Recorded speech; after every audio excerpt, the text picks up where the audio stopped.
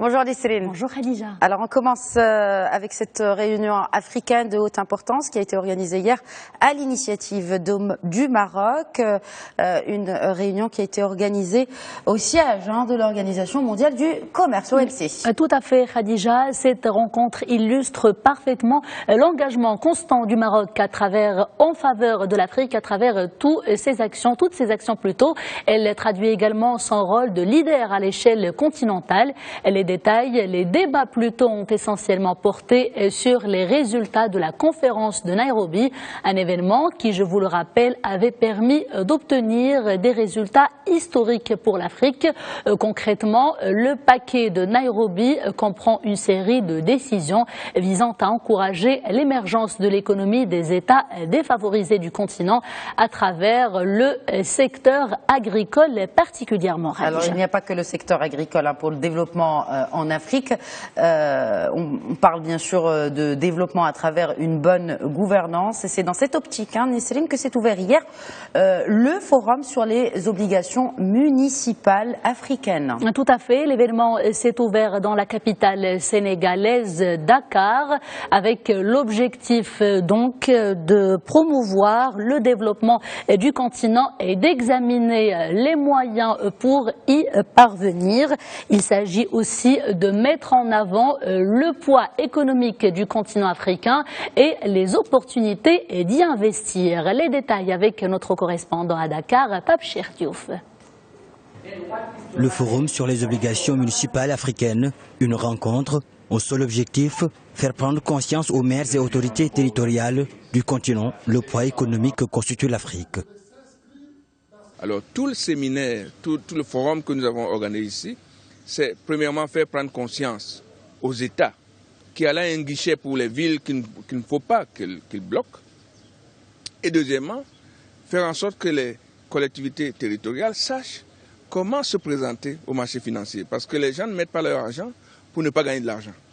Donc il y a des étapes précises qu'il faut suivre pour être éligible et crédible sur le marché financier. Pour ces maires, aller vers le marché financier, solliciter les investisseurs passerait d'abord par la mise en place de projets permettant aux villes africaines d'être en phase avec leur temps. Des projets dont la viabilité, mais aussi le retour sur investissement sont garantis. Vous savez qu'aujourd'hui, les structures de commerce, notamment les grands marchés, qui sont de grandes places où nous pouvons accueillir des opérateurs économiques, des espaces de bureaux à louer ou à céder, des salles de conférences, des centres de rencontres, mais aussi des espaces commerciaux, tout simplement, pour accueillir des grandes multinationales. En décembre 2014, la rencontre de Marrakech sur le même sujet avait comme conclusion la création d'un fonds africain de développement pour permettre aux municipalités africaines d'aller sur le marché financier de manière organisée.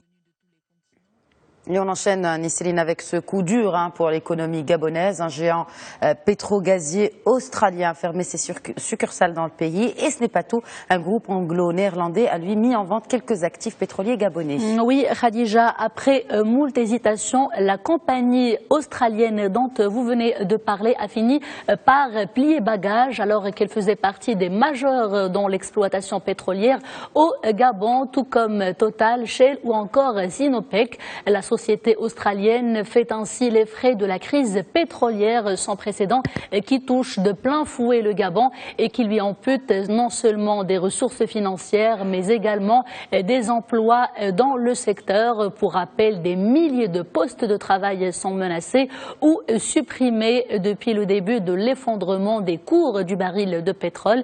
Depuis la seconde moitié de l'année 2014, il a perdu 75%, Khadija. Oui, tout à fait. Nisrine. Un mot à présent sur l'affaire Camer, la compagnie aérienne camerounaise. Le verdict est tombé. L'ancien patron de la compagnie publique a été condamné à la prison à vie. Oui, Khadija, incarcéré depuis 6 ans déjà, Yves Michel Fausto a été reconnu coupable de détournement de fonds publics. Il a été jugé devant un tribunal spécial mis en place par les autorités camerounaises pour trancher dans les affaires de corruption à grande échelle comme celle-ci aussi. Les juges lui reprochent donc d'avoir détourné près de 60 millions d'euros entre 2000 et 2003, alors que sa nomination à la tête de la compagnie devait aider en principe à redresser ses finances, et des finances qui étaient déjà mal en point.